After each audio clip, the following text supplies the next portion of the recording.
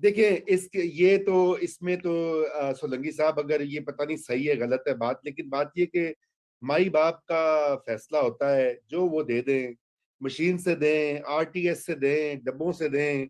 देखिए ना, इलेक्शन तो यही असल बात, जो मैंने पिछली बार भी आपसे भी और सेठी साहब से भी मैं यही बात हमेशा ये करता हूँ कि देखें, ये तरीके में एतमाद भी हो जाए, तब्दीली भी आ जाए, नया इलेक्शन भी अनाउंस हो जाए।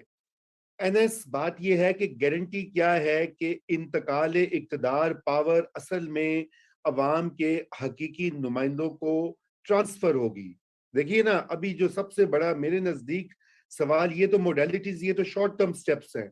असल जो बड़ा क्वेश्चन मार्क है इस वक्त, वो ये है कि हमने ये देखा कि जनरल मुशर्रफ जब 2008 में गए, तो उसके बाद पाकिस्तान की जमहूरियत जो है वो टूटी फूटी हो, जो भी उसमें प्रॉब्लम हो, वो एक पटरी पर चल निकली। 2016 तक उसका एक सफर है। आहिस्ता आहिस्ता उसमें आइन भी बदला, कवानीन भी बदले, एक डेमोक्रेटिक एनवायरनमेंट बनी। हमने भी उसके बाद देखा रिवर्सल स्टार्ट हुआ। रिवर्सल वो उसका कुछ कराची में हुआ, गैगिंग हुई, उसके बाद फिर ये पैनामा आया, उसके बाद इलेक्शन हुआ, अब हमने 3 साल ये सिस्टम देखा है। इससे रिट्रीट करना जो है, इससे पीछे हटना जो है, और इसको रिवर्स करना एक बहुत बड़ा प्रोजेक्ट नहीं होगा? नहीं, इतना बड़ा प्रोजेक्ट नहीं है, देखे ना, इसीलिए शायद थोड़ी देर लग रही है। रिवर्स करना इतना मुश्किल नहीं है, बहुत आसान है।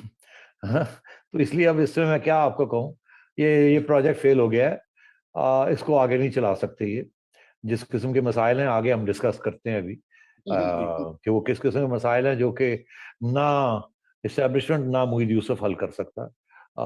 उसके लिए आपको उस किस्म की सियासी जमात चाहिए जिसकी हमदर्दियां आवाम के साथ है और आवाम उनकी बात सुनती है।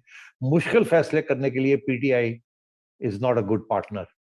और इस्टेब्लिशमेंट वो खुद फैसले करना नहीं चाहती, वो चाहती है कि ये मुश्किल फैसले जो है वो सिविलियन हुकूमत करे। हमेशा ऐसे ही होता है कि अनपॉपुलर फैसले सिविलियंस करे, पॉपुलर फैसले इस्टेब्लिशमेंट करे। तो अब आगे अनपॉपुलर फैसले करने वाले हैं। पीटीआई जिसे कहते हैं ना, बढ़ गई है।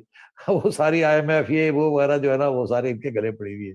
तो अब दूसरे, अब नेशनल सिक्योरिटी कुछ इश्यूज आ रहे हैं जो कि वो चाहेंगे कि नून लीग ही संभाले उनको। हाँ, जिनमें कि कि ना वो, आपने अफगानिस्तान का जिक्र किया है कि अभी तक रिकग्निशन उसकी नहीं हुई। अगर चीन और रूस और दीगर ममालिक जो है उसको तस्लीम कर लेते हैं, और वेस्ट नहीं करता, और पाकिस्तान फंस जाएगा भी फिर मुश्किल में। एक आपने ये बात की जिक्र किया, और इसके ऊपर भी कंसेंसस नहीं हो पा रहा। उसका जरा थोड़ा सा वो उसकी वजाहत कर दे कि वो आपने ऐसा क्यों कहा, आपको क्यों ये अंदेशा या असेसमेंट हुई है कि एक मुश्किल सिचुएशन में पाकिस्तान फंसने वाला है? सोलंकी साहब, आप कुछ ऐड करना चाहेंगे या मैं जवाब दे दूं? नहीं जी, आप इस पर आप ही जवाब दे तो बेहतर है। अच्छा, ओके। देखिए अर्ज़ा, मैंने ये लिखा है और मैंने ये कहा है। पहले मैंने ये प्रिडिक्शन की थी कि ये जो so called national security briefing Moeed Yusuf साहब देना चाह रहे हैं पार्लियामेंटेरियंस को, मैंने ये प्रिडिक्ट किया था कि ऑपोजिशन नहीं जाएगी इसमें। और ये 6 तारीख को जो होने जा रही है, और उसके बाद आपने बुध की शाम जो है वो चैनल 24 पे ये बात की। जी, तो उसके बाद फिर वही हुआ कि एस्टैब्लिश पीपल्स पार्टी ने भी और नून लीग ने भी, पीडीएम ने अभी अनाउंस कर दिया कि हम नहीं अटेंड करेंगे नेशनल सिक्योरिटी ब्रीफिंग। अब देखिए, ये नेशनल सिक्योरिटी की ब्रीफिंग बड़ी इंपॉर्टेंट है, होती है। तो क्या वजह है कि ये नहीं अटेंड करेंगे? अब मैं आपको असली हकीकत, अंदर की बात जिसे कहते हैं ना, चिड़िया की खबर या चिड़िया का एनालिसिस मैं आपको बताता हूँ। देखिए, मुईद यूसुफ साहब नेशनल सिक्योरिटी एडवाइजर हैं। उन्होंने अभी एक पहले आपको याद होगा, कुछ माह पहले वो अमेरिका का दौरा करके आए, और उसके बाद फिर कुछ अरसे के लिए वो थोड़े बहुत चुप हो गए। उसके बाद उन्होंने फिर इंटरव्यूज देनी शुरू की। फिर वो अभी रूस होके आए हैं, रशियन फॉरेन मिनिस्टर वगैरह से मिलके आए हैं। इसका मतलब है कुछ चीज चल रही है।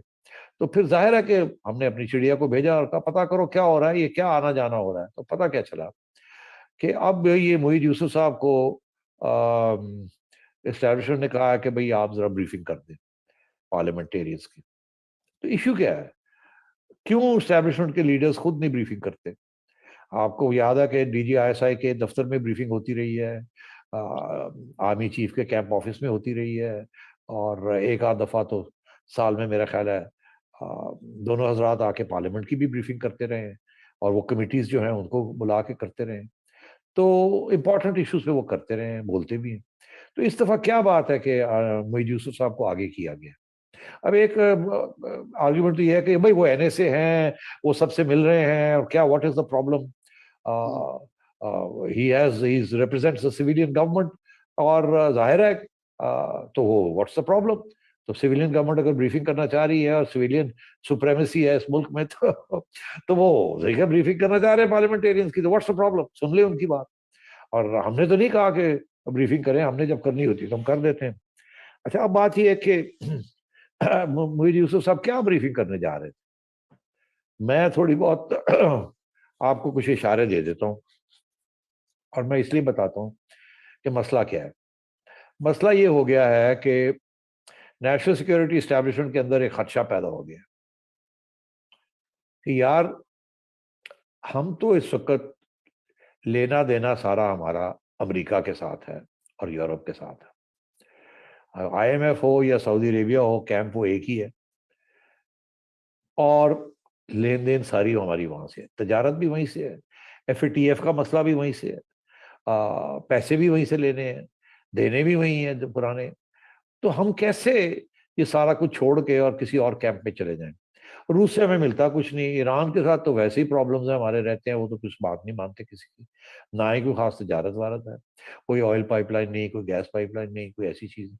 चीन के साथ सिपेक रुका हुआ है, चीन नाराज है बिकॉज हम उनकी प्रोटेक्शन नहीं कर पा रहे हैं, और वैसे ही सिपेक प्रोजेक्ट्स रुके हुए हैं। वो जो एक सेक्रेटेरिएट बनाई थी, आसिम बाजवा साहब को बनाया था, वो फिर आगे चली नहीं, और वो आपको याद होगा ऑर्डिनेंस भी वो लैप्स हो गया वगैरह, अब बाजवा साहब भी चले गए हैं, एंड सो ऑन। तो अभी अभी हाल ही में आपने देखा वो जो टेररिस्ट अटैक्स हुए, तो Chinese are very upset, and so on.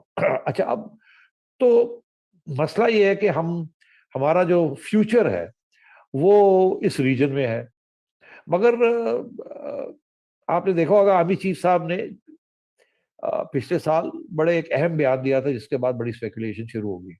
उन्होंने कहा था ये जियो स्ट्रैटेजी ठीक है अपनी जगह पे, मगर अब दो बातें जरूरी है, एक नॉर्मलाइजेशन जरूरी है और एक जियो इकोनॉमिक्स बड़ी जरूरी है।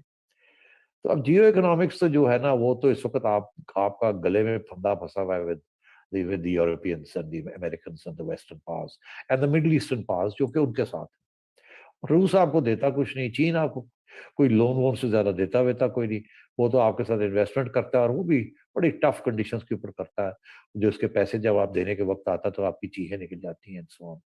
तो वो और सिपेक रुक गया है, वो सारा कुछ जो है ना वो अब ठप पड़ गया है। वो जो पाइपलाइंस और आना जाना फलाना ढिंगना। अब जो वक्त आया था कि अब अफगानिस्तान स्टेबल होने जा रहा था, सिविल वॉर खत्म हो गई थी, तालिबान कंसोलिडेशन पे आ गए थे, और उम्मीद थी कि ये फिर से शुरू हो जाएगा, अब पाइपलाइन शुरू होंगी, स्टेबिलिटी हो जाएगी वहाँ, कारोबार तजारत जो है हमारा रुख इस तरफ हो जाएगा थोड़ा सा, वहां भी जियो इकोनॉमिक्स और जियो स्ट्रेटेजी मिक्स हो जाएगी। मगर वहां हुआ क्या, तालिबान रजीम जो है अभी तक स्टेबल नहीं है, अभी तक उनकी रिकग्निशन नहीं हुई। अच्छा, अब अमेरिका और यूरोप अभी तैयार नहीं है। जो रिसेंट मीटिंग हुई थी उसमें भी उन्होंने इनकार कर दिया जी, कि जी हम नहीं नहीं देते अभी मेंबरशिप। नहीं रिकग्निशन देनी।